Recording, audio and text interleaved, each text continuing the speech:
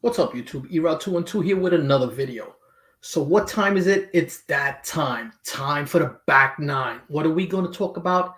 Top 10 books you should be getting signed by Todd McFarlane.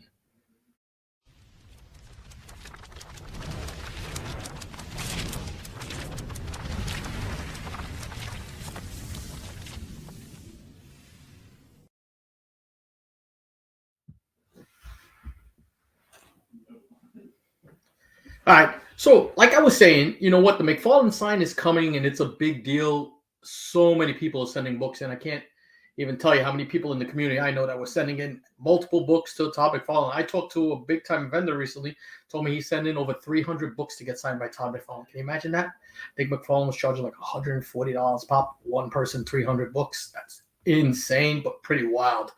Um, the Todd father is that guy, man. He's just becoming one of the legends now. He's always been a legend, let me say, but he's becoming one of the guys now because of the deaths of Stan Lee and all of the greats that we had in the industry.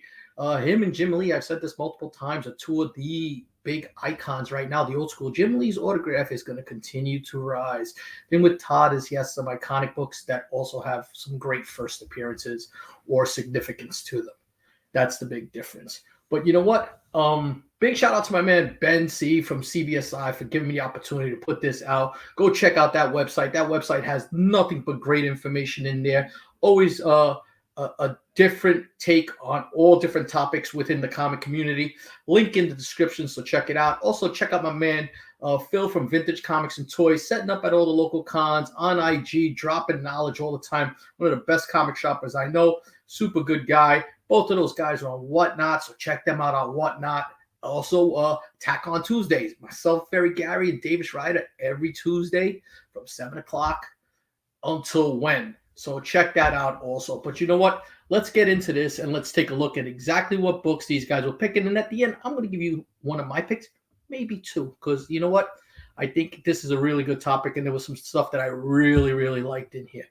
All right. So Phil says, this week we're doing the top 10 Todd McFarlane comics to get signed. I want to thank Nash Mansour for the inspiration to this topic, as she posted the comic community asking which comic they would get signed by Todd McFarlane. We invited her to make an honorary pick. So CGC has a deadline of November 10th to get your comics in for the McFarlane signature event, and a cost of $120 per sig. Let's see what the panel picks. As always, if you have any picks or topics for us to cover, please comment below. Also, you know what? Make sure that you comment in my comment section. That way we share it with the community. Comment on CBSI's. It only helps these channels grow so we could keep bringing content like that to you guys. Also, suggestions are always accepted, so let us know what books you guys are looking at, all right? So let's take a look at the first book. So now Naj is going to go with the iconic, the classic, Batman 423. It is an iconic cover. Yes, the reason for this pick is because I love Thailand art and I love the story, how Todd designed it that way because of a deadline to do this cover. And he had to finish it quickly and didn't want to do full body, but the cape is still iconic. Iconic book where the story is not linked to any speculation. And you know, it's crazy how he did this cape, because if you look at it, McFarlane was not a big fan of it, but it is the thing that makes this book, I think, the most interesting. That and that little McFarlane signature in the Batman logo right there. Love that right on the bottom right-hand corner, you know, that Batman symbol. That is a beautiful, beautiful thing. A book I have signed. Spawn number 9, the embossed German variant, is the first Angela. Rare foreign variant of any otherwise overprinted book, and first appearance of a cool character with MCU heat is already easy money.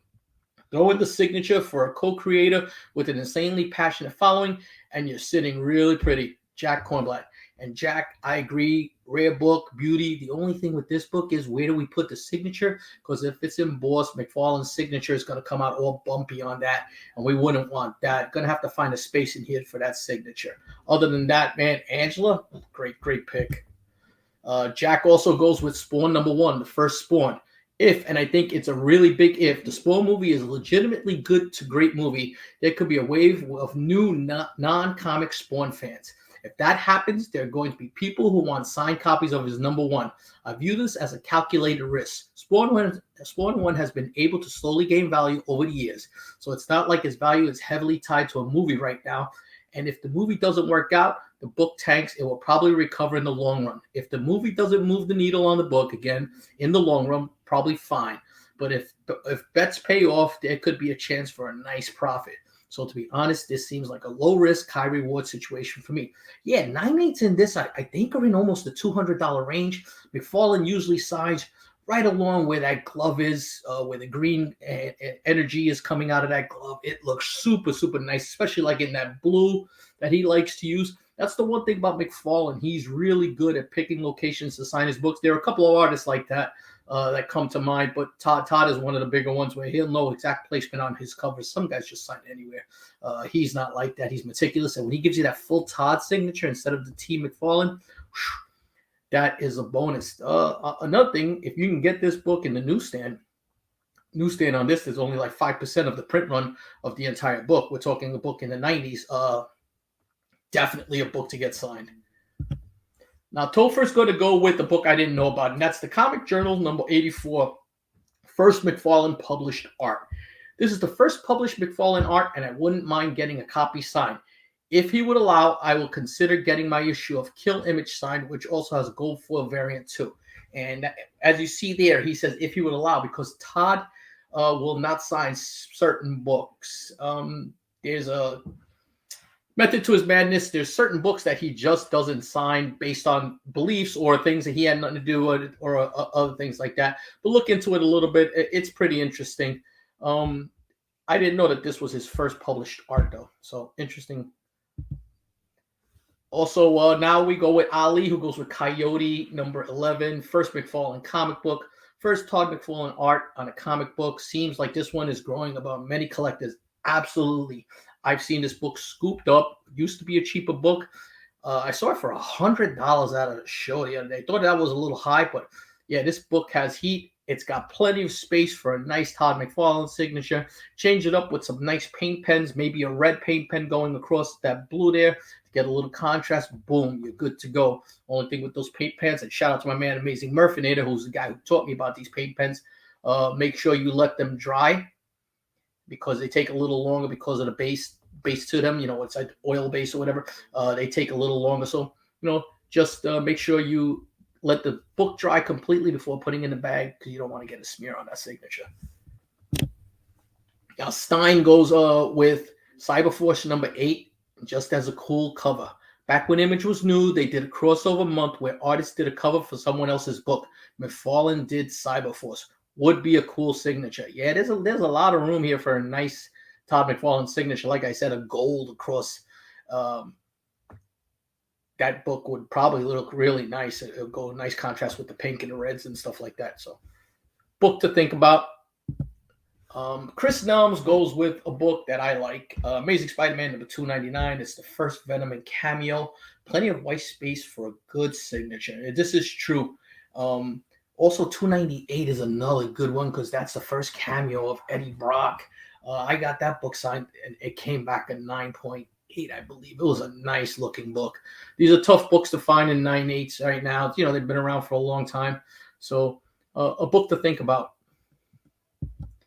Now, I love this pick right here. So this is Image United number 1, the 1 in 50 black and white sketch variant. It's the first Omega Spawn, and Chris Nelm says, not too many of these are out there. Small print order and a first appearance of Omega Spawn. I've not seen this book in a while. I tell you, and I'm out there all the time just looking and hunting. A book I have not found in a while, but I will be on the hunt for it because that is a badass cover. Any colored marker on that would pop. The blue would look awesome on that book. Oof. And now we're going to go with Phil's pick. So Phil goes with Amazing Spider-Man 300, the first Venom, possibly the greatest cover of all time. It is so mesmerizing and cool with the black suit and monogram design. It's been homaged probably 1,000 times already or close to. With the Guts having the first appearance of Venom, it makes it even more of a collector's piece. And that's what I was saying.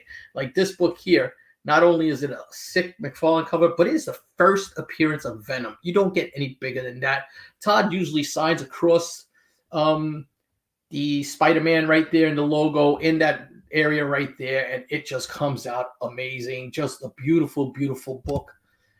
And then that's the groups picked, and I liked a lot of them. Mostly all of them because I've seen some of those books come through, but there are quite a few other books that I think we've left off. And the one I want to show you, it's an honorable pick, is this book right here, and that's McFarlane's homage for Spawn to Amazing Fantasy 15. This is just a badass cover, in my opinion. And the other thing with that book is that it's a short print run. So short print run, bad cover. Todd McFarlane, Spawn all together.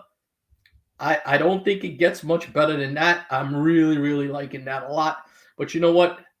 That was the runner-up pick. Let me show you what my true pick is.